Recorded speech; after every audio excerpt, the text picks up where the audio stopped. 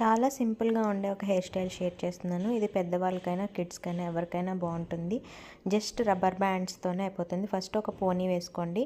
Next ఒక 4 fingers గ్యాప్తో ఇంకొక rubber band పెట్టుకొని ఈ రెండింటి మధ్యలోంచి మనం హెయిర్ అంతటిని లోపలికి ట్విస్ట్ చేసి రబ్బర్ బ్యాండ్ పట్టుకుని మనకు కావాల్సిన విధంగా హెయిర్ని స్ప్రెడ్ చేసుకోవాలి. అంతే విధంగా సెకండ్ రబ్బర్ బ్యాండ్ కూడా మనకి 4 ఫింగర్స్ గ్యాప్, అంటే ఫస్ట్ ఎంత గ్యాప్ అయితే తీసుకున్నామో సెకండ్ రబ్బర్ బ్యాండ్ కూడా అంతే గ్యాప్ తీసుకుంటే నీట్గా ఉంటుంది.